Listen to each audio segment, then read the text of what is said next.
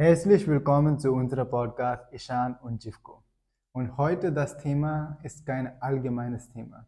Das Thema ist extrem entscheidend und vor allem für die Geschäftsführer, die Leiter von dem Team und so weiter.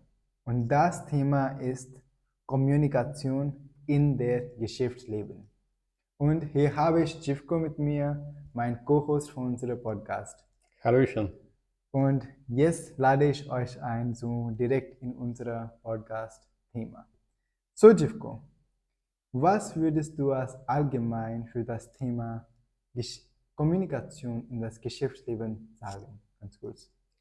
Kommunikation im Geschäftsleben oder bei Entrepreneurship ist extrem wichtig, weil das gibt dir quasi äh, die Reichweite nach außen.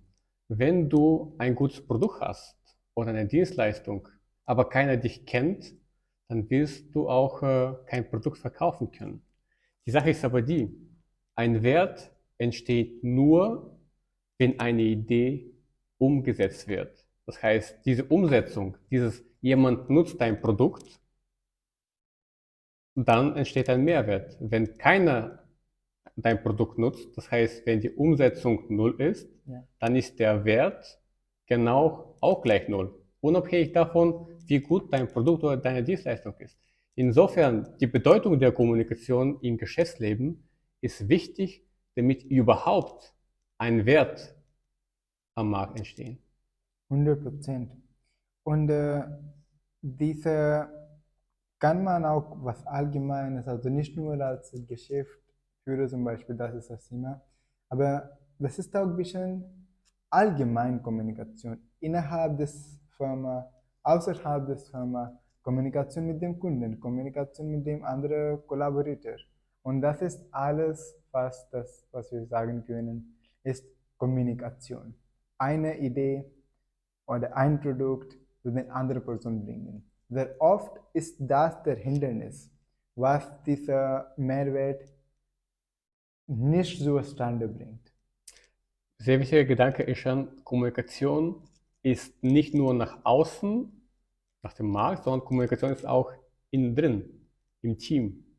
Und Vera Birkenbill hat auch eine sehr interessante Metapher, nämlich sie sagt, Kommunikation ist, kann man auch die einzelne Person wie Eisberge betrachten.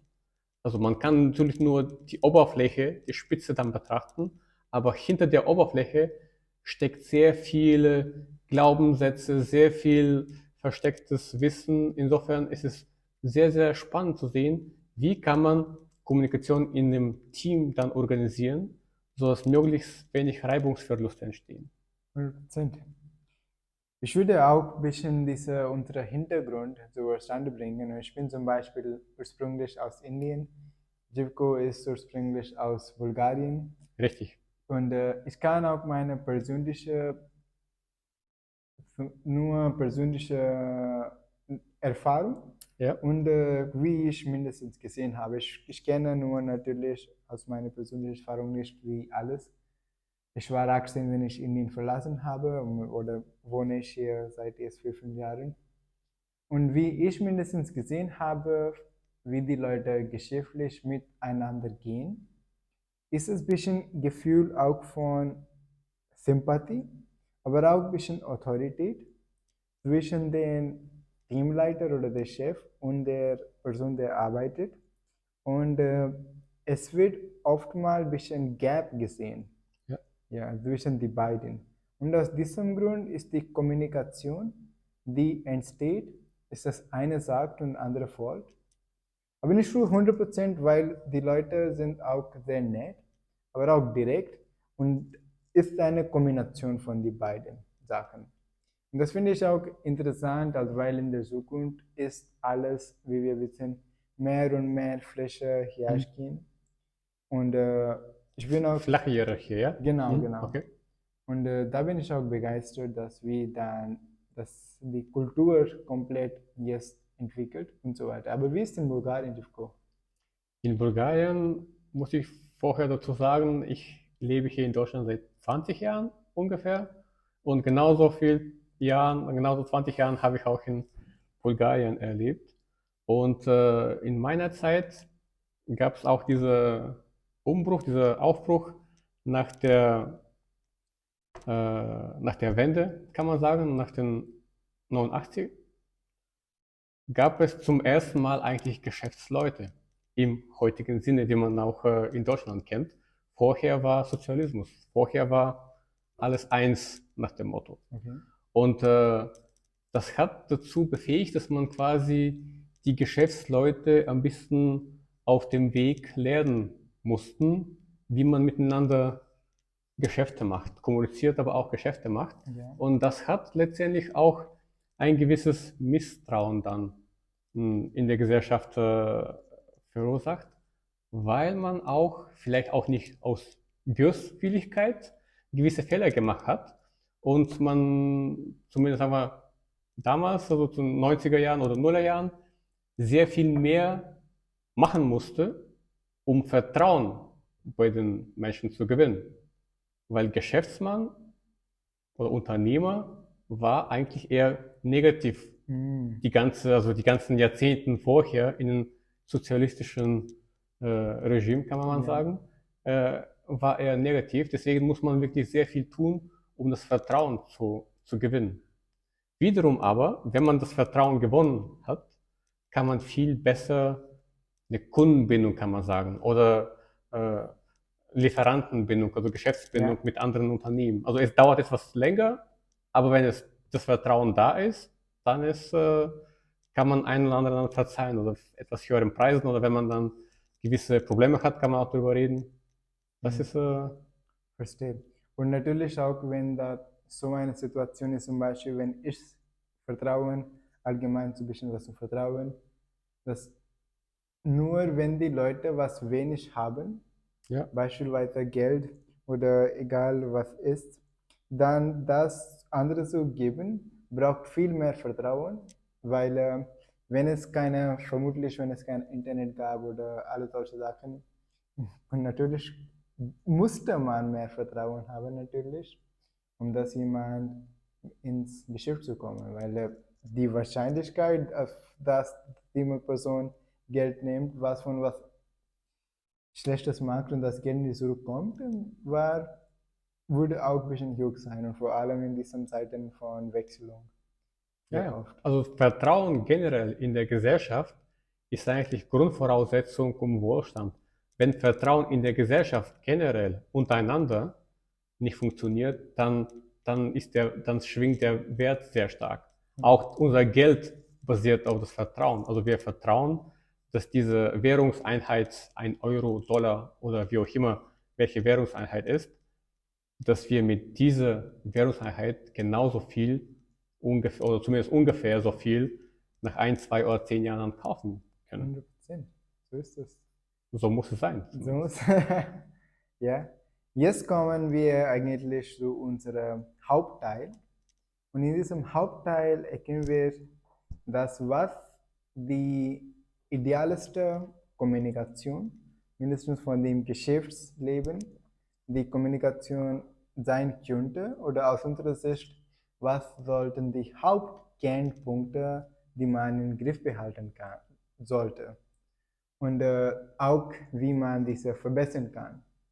Und die erste ist zielorientierte Kommunikation oder eine Kommunikation, wo dahinter ein Grund steht oder ein Mehrwert steht, warum wir immer was sagen und Ja. was ist der Grund dahinter. Ich habe eine sehr interessante Metapher bei der Gelegenheit.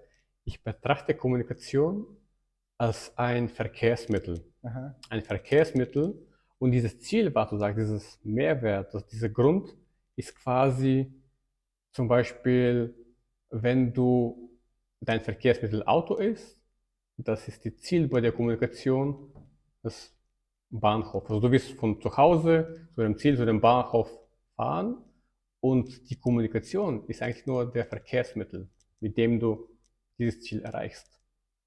Das ist ein sehr, sehr gutes Beispiel, weil sehr oft sehe ich, dass Menschen kommunizieren und nehmen dafür sehr viel lange Zeit um eine Kernsache zu kommunizieren manchmal oder überhaupt haben gar kein Ziel und weil sie Das kann auch sein, ja. auf dem Weg einfach spazieren und danach was sprechen. Also das ist auch nicht schlecht, aber nicht mindestens ein geschäftliches Leben.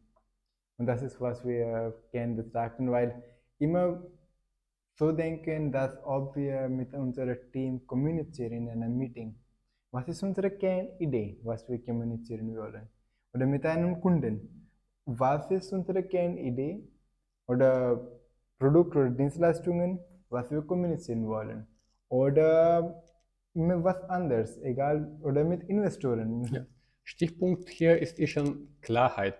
Ja, Wenn Klarheit in deinem Kopf ist, dann kannst du auch diese Klarheit, diese Kernbotschaft, diese Kernidee oder Ziel auch kommunizieren. Und natürlich hinter dem Ziel kann man auch unterschiedliche Gliederung machen und genau vermitteln. Aber dieses Warum muss am Anfang klar definiert sein und das muss möglichst einfach vermittelbar sein. Und dann funktioniert es. ja. Ich finde das auch, weil das nennt man einfach jede Branche Agenda. Und bevor wenn ein Gespräch beginnt, oder auch mit einem Kunde, obwohl man denkt, dass so nicht funktioniert, aber das funktioniert mindestens bei mir sehr gut, dass wenn ich ein Gespräch mit jemand habe, das ist unsere Agenda und so wird das Gespräch laufen. Oder mit vor dem einem Gespräch oder Teammeeting, das ist unsere Agenda für heute. Und wenn wir das Ziel direkt am Anfang sprechen, dann ist das fast meistens fast das Gespräch in einem Ziel. Und wenn wir das Agenda nicht mindestens am Anfang sprechen, dann ist sehr, sehr oft das Gespräch läuft hin und her und kommen zu keinem Ziel. Absolut. Also in unserer Metapher übersetzt, du kennst das Ziel und wenn du diese Agenda aufgestellt hast und auch klar kommuniziert hast, dann kennst du auch die Straßen, wo du durchfahren solltest, damit du dein Ziel erreichst. Ja. Und damit kommen wir zu dem nächsten Punkt. Und nächster Punkt passt auch 100% zu der Metapher. Und, mit, und das ist unterhaltsam und Kommunikation mit Spaß. Was bedeutet das überhaupt? Bedeutet das einfach, dass wir hier Witz machen oder so? Nein. Genauso wie du gesagt hast, wir nehmen ein Beispiel von Auto. Wir haben ein klares Ziel, wo wir hingehen wollen. Aber natürlich kann man auch während der Zeit Spaß haben. Man kann Musik anmachen, man kann diese Hut wegmachen und dann auch Sonne genießen und alle solche Sachen. Und das überwandelt in Kommunikation ist Humor beispielsweise. Ja. Oder ein bisschen visuelle Elemente drin bringen. Und was anderes. Was sagst du dazu, Jivko? Mir fällt Folgendes, und zwar, wenn du keinen Spaß bei der Sache hast, also wenn es keine Freude macht, sondern du machst es aus Pflicht, dann ist es sehr, sehr energieintensiv. Du musst dich quasi zwingen, du musst Disziplin aufbringen und so weiter. Wenn es Spaß macht, wenn es Freude dabei hast, also zum Beispiel Meeting zu machen oder mit dem Kunden zu reden oder egal welche Art von Kommunikation, nach innen oder nach außen, dann brauchst du viel weniger Energie. Und das ist extrem wichtig, weil dann hast du deine Energie für ganz andere Sachen. Dann kannst du dich auf gewisse Inhalte fokussieren oder auf sonst was am Tag diese Energie verbrauchen. Wenn etwas mit Pflicht machst, dann ist es sehr mühsam und dann raubt dir Energie und dann sinkt dein allgemein Gefühlslevel quasi. Ja, 100%. Und dieser Stil kann man eigentlich für sich auch einmal Gedanken machen, dass was für einen Stil von Reden habe ich. Ich kenne ein paar Freunde, die sind sehr humorvoll. Und bei dem Sprechen ist einfach sehr Spaß. Und ein paar, die haben immer sehr gute Geschichten. Zum Beispiel ein Beispiel von einem Schullehrer. Es gab Schullehrer, die immer zu den Punkt und die das Thematik erklärt haben. Und es gab auch immer die unsere Lieblingste waren, die immer durch den Zeitraum viele Geschichte erklärt haben. Das passen nicht 100% zu dem Thema, aber passen auch zu dem Thema, weil die geben andere Art von Mehrwert. Und die waren meistens die Lieblingste. Und um uns unser eigener Stil gut zu definieren, können wir einfach so auch vorstellen, dass wer ist unsere lieblingste Person oder Kommunikator, den wir mögen. Es könnte der Präsident von einem Land sein, es könnte lieblingster Schauspieler sein, Ja. oder es könnte ein Moderator von den Fernsehen sein, könnte ein Podcaster sein, Ja. egal was es sein. Aber die Leute, die wir sehr oft, also oftmals mögen, als Vorbild oder als wo wir auch vorsehen, die haben sehr oft das Stil oder was wir innerlich haben wollen. Und genauso können wir die Kommunikationsstil mitnehmen. Ja. Also das ist die Strategie, was ich mir gemacht habe. Und so habe ich auch mir gefunden, okay, das und das und das. Ja. Wem mag ich? Und die Charakteristik, die sie haben, sind oftmals die Charakteristik, die auch ich in mir selbst, in nicht nur Kommunikation, auch allgemein aufbauen will. Ja, ja, das macht Sinn. Macht Sinn. Also du siehst letztendlich das, was dir gefällt, und das spiegelt aber letztendlich, wer du bist. Ja, Oder wer 100%. du sein möchtest zumindest. Ja, ja. Vielleicht bist du auf dem Weg zu diesem Ideal. Und genauso kann man auch zu dem komplett anders denken, dass wem mag man nicht. Und die sind oft die Charakteristik, die oft man nicht haben Ja. will und einfach weghaben. Also wegmachen. Also sprechen wir im Moment über Kommunikation und so um das umzusetzen, ist nur halt unser Vorbild im Bereich Kommunikation sehen, kann auch Tony Robbins sein zum Beispiel. Egal was für eine Kommunikator, Oprah Winfrey, sehr, sehr guter Kommunikator, John F. Kennedy, die alle Leute mehr oder weniger sehr wissen und so weiter. So war's, ne? Genau. Ja. Ein anderes Thema ist schon, anderer Aspekt, finde ich, dass man muss es nicht immer proaktiv was sagen, man kann es auch kommunizieren, indem man gar nichts macht, indem man sogar hört, vielleicht sogar zuhört. Proaktives Zuhören ist es richtig wertvoll bei der Kommunikation, weil Kommunikation ist immer interaktiv. Also es bedürfen mindestens zwei. Man kann auch indirekt viel mehr Leute erreichen oder man spricht vor einer Gruppe von Menschen. Aber Kommunikation ist interaktiv und manchmal ist es besser, nicht, oder vielleicht fast immer ist es besser, nicht einfach ein Programm durchzuspielen, sondern auf die Zeichen zu achten. Wie reagiert mein Gegenüber? Möchte er mir was sagen? Findet er spannend oder interessant? Bringe ich ihm den Mehrwert, was ich eigentlich denke, dass ich ihn bringe? Oder ist nur in meinem Kopf, ist nur eine Annahme? Professor Faltin würde sagen, Proof of Concept. Also ist es wirklich das, was ich mir denke, tatsächlich so? Oder an dieser Stelle habe ich eine falsche Annahme getroffen? Genau. Und das erreicht man nur mit aktives Zuhören. In meiner Metapher mit dem Verkehrsmittel, man kann sich so vorstellen, wenn du ein Auto hast und von zu Hause zum Bahnhof fährst, dann kann es aber sein, dass eine Straße gesperrt ist, weil eine Baustelle da ist. Und wenn du nicht zuhörst und nicht die Zeichen dann beachtest, das bedeutet, du denkst, ja, das ist der kürzeste Weg, dann fährst du ja gerade durch. Und wenn du aber aufmerksam zuhörst und schaust, wie deine Umgebung sich geändert hat, dann wirst du aufhören, also stoppen und dann vielleicht eine Umgehungsstraße nehmen und dann trotzdem aber zum Ziel kommen. So ist es. Also unser dritter Punkt, diese aktives Zuhören, Ja. ist extrem wichtig. Also sehr, sehr oft, also das ist auch manchmal frustrierend, weil in unser alltägliches Leben sagen wir nicht jemand direkt aufzuhören, sehr oft. Und viele Leute sehen auch nicht, dass der andere Person nicht ist interessiert genug.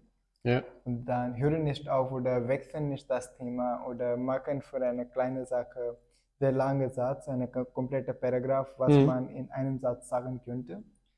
Und das ist sehr wichtig. Und auch, dass man nicht nur auf sich selbst konzentriert, also was mein nächster Satz ist, nächstes Wort ist, was ich vorbereitet habe, sondern auf die andere Person. Halt ist er überhaupt mehr interessiert. Allgemein das Körpersprache oder das Augenkontakt oder, oder was anderes, das die Hände, Körpersprache und alle solche Sachen. Und damit kommen wir auch zu dem nächsten Punkt und das ist kontinuierlich Verbesserung durch Selbstreflexion. Absolut. Also für mich ist extrem wichtig, in dieser Kommunikationsaspekt, aber auch nicht nur, zu reflektieren. Weil oft ist es so, es passieren so viele Sachen, auch entweder wenn du kommunizierst oder wenn du auch in deinem alltägliches Geschäftsleben, als was um dich herum passiert. Wenn du es nicht reflektierst, dann kannst du es nicht zuordnen. Dann kannst du es nicht in deinen Matrix zuordnen und dadurch entgeht dir die Chance, daraus zu lernen. Weil wenn du nach hinten schaust und was lernst, dann kannst du auch deine Zukunft verbessern. Es gibt einen dänischen Philosoph, Søren Kierkegaard, der sagt, das Leben wird vorwärts gelebt, kann aber nur rückwärts verstanden. Das heißt, natürlich leben wir in Hier und Jetzt und wir kommunizieren auch hier und jetzt im Blick auf die Zukunft, aber es ist auch sehr, sehr nützlich, in Retrospektive die Vergangenheit zu schauen, gewisse Schlussfolgerungen zu ziehen und sie Stück für Stück zu implementieren. Genau, so ist es. Und dieser Gedanke, dass wir das Leben wird mindestens, wenn wir nur in der Vergangenheit das bisschen noch kontinuierlich betrachten, weil das eine der wichtigsten Sachen, die ich denke, ist, es gibt aus meiner Perspektive drei, vier, fünf Sachen, die sind fundamental ins Leben, die man, also jede Person, egal welcher Beruf, was er mag, machen sollte. Und das auch komplett ehrlich. Und eine davon ist Selbstanalyse. Was Okay. mache ich gut und was könnte ich verbessern? Mhm. Und da muss man auch nicht lügen, weil wir sind die einzige Person, der das sieht. Und eine davon ist natürlich diese Selbstanalyse und kontinuierlich verbessern. Ja. Es gibt nichts Wichtiges als kontinuierlich verbessern. Also es gibt ein Zitat, aber nicht, oder ein Gedanke, dass der eine Person, es spielt keine Rolle, wo wir angefangen haben, aber wenn wir eine größere Desire haben oder Lust haben zu gewinnen Mhm. und wir kontinuierlich verbessern, dann wird man am irgendwann gewinnen. Wenn man kontinuierlich verbessert, jeden Tag Ja. 1% und ab einem Punkt und nicht aufhört, dann wird man irgendwann also extrem gut sein und dadurch auch gewinnen. Ich habe heute ein Zitat gelesen, ich weiß nicht, wer es gesagt hat, aber das war so sinngemäß, es ist nicht so wichtig, woher du kommst. Es ist viel wichtiger, wohin du gehst. Und in dem Sinne mag ich auch von Matthias Hawkes, ein Zukunftsforscher, Okay. ein Begriff, das nennt sich Regnose. Es ist wie Prognose, nur Regnose.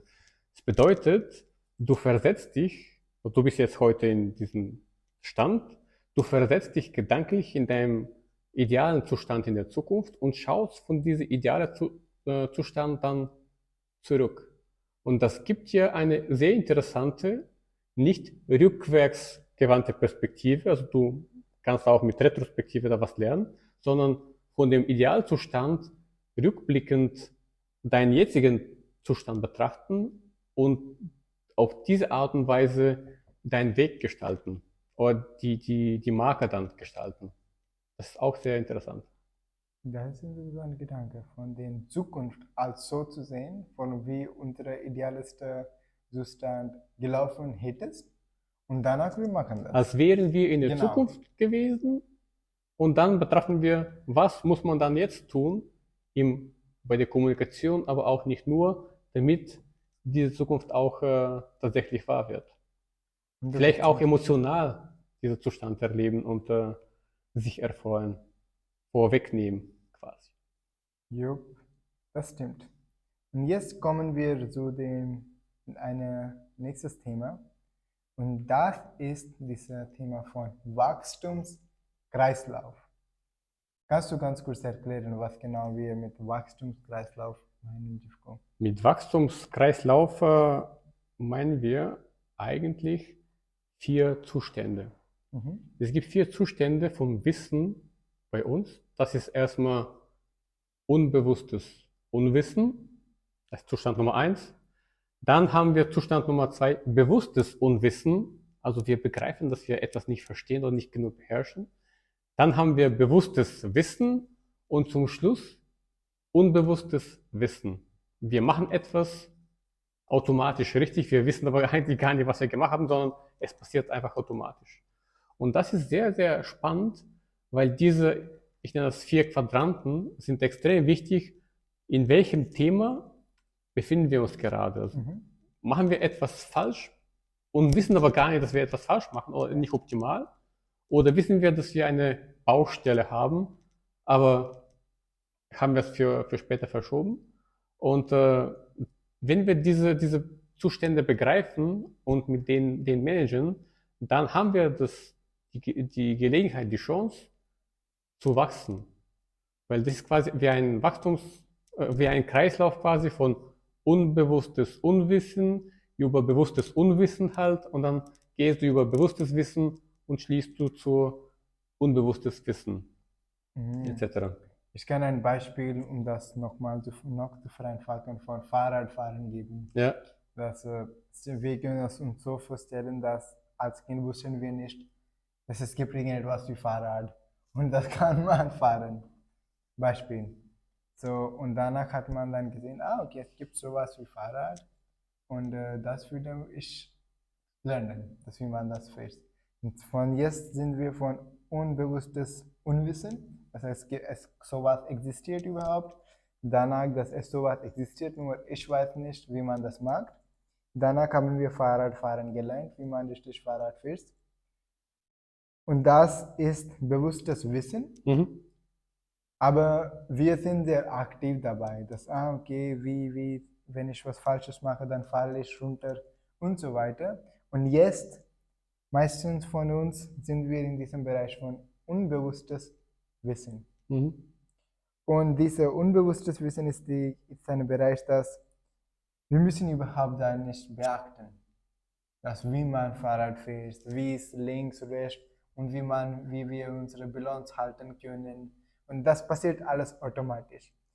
Und um beim etwas wirklich sehr, sehr gut zu sein, brauchen wir dieses unbewusstes Wissen. Weil, wenn wir wirklich, Beispiel Ronaldo, der Fußball spielt, der hat natürlich alles trainiert. Aber in diesem Zeitraum, wo er wirklich ein Goal machen muss, Mhm. der kann nicht wirklich alles betrachten. Es muss alles in wenigen Sekunden oder innerhalb eines Sekundes alles Entscheidung getroffen und danach muss seinen nächsten Schritt machen. Und das kann nur passieren von diesem unbewusstes Wissen, weil das ständig sehr, sehr, sehr schnell passieren oder Autofahren oder egal was. Und das gilt auch für das Kommunikation. Wir können nicht alles immer verstehen, dass, okay, was ist mein Ziel und ist meine Kommunikation jetzt unterhaltsam, mache ich einen Witz oder mache ich eine Geschichte oder ist alles meine Audio gut, spreche ich laut genug und alle Sachen, oder ist meine Körpersprache gut. Das sind schon mal sehr viele Sachen. Mhm. Die kann man, unser bewusstes Kopf, kann das nicht wirklich alles im Griff behalten. Ja. Und deswegen müssen wir fast bis zu einem gewissen Punkt trainieren mit den Sachen, wie zum Beispiel, wie besprochen haben, zielorientierte Kommunikation, unterhaltsam sein und andere Personen aktives Zuhören und das ständig verbessern. Und wenn die sind nicht so viel, aber wenn man das in tiefer geht, zielorientierte Kommunikation. Das ist erstmal ein komplettes Thema im Selbst. Ja. Und deswegen ist dieser komplette Kreislauf, finde ich, so interessant, dass wie man das in den Zeitraum geht, weil das ist der Weg zum alles Lernen. Das ist der Lernkurve. Deswegen heißt das auch dieser Weg zum Lernen. In der Schule, Absolut. Uni. Also es bedarf letztendlich schon Wiederholung und sogar Mut zu wiederholen. Also Mut zu probieren und zu wissen, ja, es ist jetzt nicht perfekt, aber ich bin zum Beispiel immer noch auf dem Weg von ich weiß, dass es ein Fahrrad gibt, zu ich kann schon ein Fahrrad Ja, fahren. Oder ich kann Fahrrad fahren, aber mit extrem viel Sorgfalt und durch Training kannst du auch automatisieren. Und genauso ist bei allen anderen, inklusive Kommunikation. Und hier habe ich eine Anekdote aus 2008, mhm. als ich zum ersten Mal äh, meinen Vortrag, also ich habe einen Geschäftsplan damals geschrieben und habe ich vorgetragen mit meinem Geschäftspartner, habe mich aufgenommen und zum ersten Mal meine Stimme gehört. Und das kennen vielleicht einige von unseren Zuschauern oder du. Wenn du zum ersten Mal deine Stimme hörst, dann ist es extrem anders, als in deinem Kopf, in deinen Ohren klingt. Und das ist sehr, sehr gewöhnungsbedürftig. Aber irgendwann gewöhnt man sich dran oder man kann auch etwas mit der Stimme machen und so weiter. Und dann, man kann trotzdem, wie gesagt, diesen Mut haben, oder man soll diesen Mut haben, nochmal zu machen und nochmal zu machen und wieder diese Gedanke, wie kann ich mich verbessern? Also wie kann ich, auch du hast auch erwähnt, wie kann ich 1% besser machen? Es muss nicht immer diese ganz große, riesige Schritte sein. Vielleicht auch kleinere Stufen nach oben gehen und das ist viel besser, als sich größere Stufen als Ziel setzen, aber die so hochlegen, dass du gar nicht dahin kommst. Das ist auch ein sehr wichtiges Leitmotiv. Das andere Leitmotiv, das andere Motto, was ich habe bei mir in meiner Kommunikation, ist eine Gedanke, was Wissen angeht. Wir haben in unserer Gesellschaft, gerade im Geschäftsleben, einige Zustände, also einige Kombinationen. Entweder betrachten wir unser Marktplayer, also in unserer Nische, als Konkurrenten, als Wettbewerber, dann ist unsere Kommunikation extrem hinderlich. Also wir kommunizieren gar nicht, weil es kann sein, dass jemand klaut quasi unsere Ideen gut oder unsere Produkte oder Dienstleistungen als Idee. Oder wir sind mit jemandem neutral, das ist die zweite Möglichkeit. Die dritte ist, wir kooperieren, wir sind viel mehr gesprächsbereit, etwas mitzuteilen. Und die vierte Möglichkeit ist eine Kollaboration. Also wir gehen voll quasi mit unserem Wissen rein und natürlich mit Kollaborationspartner und dann wollen wir etwas Neues, etwas mehr entwickeln, was so weder in unserer Firma noch in den Firma von dem Kollaborationspartner da ist. Und das ist dieser Gedanke ist schon, also da komme ich wieder zurück, dass dieser Gedanke, dass Wissen die einzige Ressource ist, die wächst, wenn man es teilt. Man denkt immer noch in vielen Bereichen, ja, ich habe jetzt das entdeckt und das behalte ich aber nur für mich. Und ich habe die Erfahrung gemacht und ich mache jeden Tag diese Erfahrung von neuem. Wenn du es teilst, wenn du deinen allerbesten Wissensstand teilst mit jemand anderem, dann passiert Folgendes. Dann passiert, dass du vielleicht eine Rückfrage bekommst. Ja, auch Teil der Kommunikation. Es ist bidirektional. Es ist nicht nur in eine Richtung. Ich kommuniziere in eine Richtung, sondern es kommt auch Feedback. Und dieses Feedback, es ist sehr oft viel wertvoller, als man am Anfang denkt. Weil in diesem Feedback, in dieser Rückfrage oder in dieser Anmerkung steckt die Chance, dass ich in einem ganz bestimmten Nische von dem unbewusstes Unwissen in bewusstes Unwissen. Und dann weiß ich plötzlich, ja, hier habe ich noch eine Möglichkeit, etwas zu verbessern. Ob ich das allein verbessern möchte oder ob ich eine Komponente oder ob ich etwas dazu kaufen möchte oder so weiter oder kann, hingestellt. Aber du weißt, da ist noch etwas zu verbessern. Beim nächsten Schritt hast du dein Wissen als solches, kannst du auch geben, passiert an einer anderen Stelle noch eine Baustelle, wo du verbessern kannst und so weiter. Und so wachsen die Partnerunternehmen in einer Gesellschaft viel mehr zueinander. Ja. Es ist nicht nur, ja, ich kaufe deine Dienstleistung und deine Dienstleistung mit meinen verkaufe ich weiter, sondern wir entwickeln zusammen gewisse Prozesse. Das ist gerade in der Baubranche noch interessanter, weil wir sind jetzt in so ein Stadium gekommen, dass wir sehr viele, sehr große und interessante 3D-Informationsmodelle, das nennt sich BIM, Building Information Modeling in unserer Branche, machen können. Aber der Mehrwert entsteht nicht immer bei dem Produzenten. Also wenn ich als Architekten ein super 3D-Modell mache mit semantischer Information und so weiter, es kann sein, dass der Mehrwert aber bei dem Bauunternehmer liegt. Ja? Und wenn wir aber nicht kollaborieren, dann mache ich es halt nicht, weil ich nicht dafür bezahlt werde. Oder ich muss besondere Leistungen bezahlen und dann jemand überzeugen, dass er tatsächlich das braucht. Also spannendes Thema generell auf der Gesellschaftsebene, egal welche Branche. Und das kann man aber auch grundsätzlich als oder ist bei mir als Kommunikationsleitfaden, gebe immer weiter. Wenn du mich was fragst, ich gebe dir immer mein Wissen 1:1 weiter, so wie es ist. Ja, das ist ein extrem spannender Gedanke, was du sagst. Und es ist so viel Wahrheit drin. Das Wissen ist die einzige Ressource, die wir mehr haben, wenn wir nur das teilen. Ja. Und das ist extrem spannend und das ist genauso, was wir auch hier machen. Und damit kommen wir auch zu unseren letzten Punkten. Und warum finde ich die Kommunikation so wichtig ist. Für mich ist Kommunikation so wichtig, weil in unserer allgemeinen Gesellschaft oder allgemeinen Leben, wir sehen oftmals, dass der Person, der vielleicht nicht die besten Produkte hat oder nicht die beste Intention hat oder auch falsche Intention hat, der gewinnt, nur weil er besser kommunizieren kann.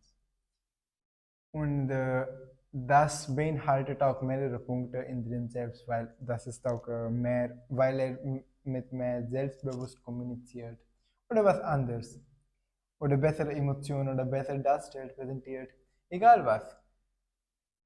Aber das ist nicht die idealste Weg, was es sein sollte. Und im Idealfall sollte der Person mit den besten Gedanken gewinnen. Investor, Kunden, was anderes. Aber so ist, wir leben in keiner idealisten Welt, aber wir können eine Idealwelt für uns schaffen, mindestens indem wir beste Produkte haben und das auch am besten präsentieren, sodass das beste Produkt zu der Person geht. Der Person ist happy, wir sind glücklich und alles ist dann alles ist ideal dann. Und das ist natürlich nur möglich, wenn wir am besten kommunizieren. Und aus diesem Grund finde ich, dass Kommunikation so ein entscheidender Faktor ist. Und allgemein, wenn wir unser Leben betrachten, welche könnten unsere Beziehungen nicht besser, wenn wir besser kommunizieren können? Könnten unsere Geschäfte nicht besser laufen, wenn wir besser kommunizieren können?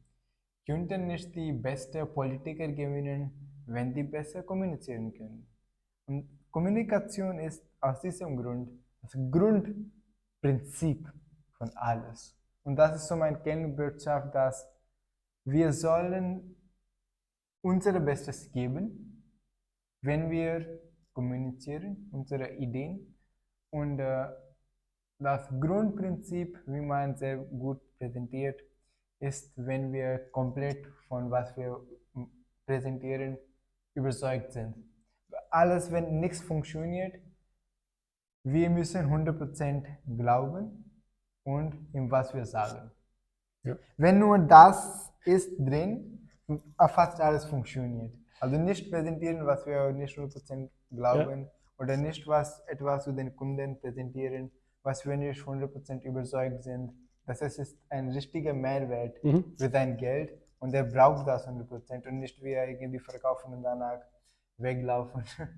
So ist es nicht. Ja. Und er wirklich darf in dem Glauben, was wir sagen und das so einfach und strukturiert Weise und mit dem richtigen Ziel orientiert und dann unterhaltsam machen und alles solches, was wir besprochen haben. Und das ist so die Kernsache, was ich sagen wollte. Ja.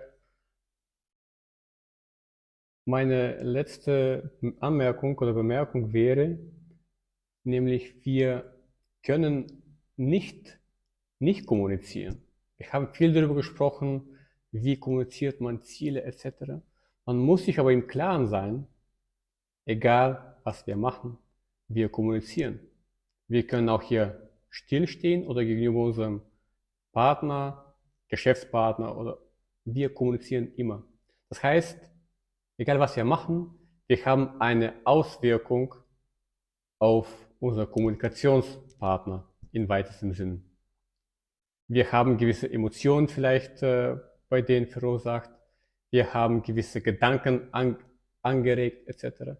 Aus diesem Grund ist es viel besser, dass wir uns vorher Gedanken machen, wie wollen wir kommunizieren. Wen steht vor uns oder wer kann das Video sehen, hat das Mehrwert für ihn oder auch nicht, warum ja oder warum nicht, etc. Also wenn wir uns bewusst sein, wir kommunizieren immer und wir versuchen nach bestem Wissen und Gewissen so zu gestalten, dass auch den größtmöglichen Mehrwert entsteht, dann haben wir auch gewonnen. Ansonsten fallen wir in der Falle des unbewussten schlechte Kommunikation. Das kann auch passieren, ja. Genau, weil wir einfach nicht im Klaren sind, was halt die Folgen sind. Also die Botschaft von meiner Seite, gestaltet auch eure Kommunikation im positiven Sinne. Ja. Und damit enden wir unsere heutige Podcast und wir hoffen, dass euch hat unsere Podcast-Folge gefallen und auch ihr verbessert jetzt auch ihre eigene Kommunikation, wir verbessern unsere Kommunikation und wenn euch Feedback habt und direkt ins Kommentar schreiben, was könnten wir verbessern natürlich und was hat euch gefallen. Und Gern Kommunikation zurück als Feedback. Wir freuen uns. Genau so ist es. Und vielen Dank und wir sehen uns nächstes Mal. Machen wir so. Dankeschön. Ciao. Tschüss.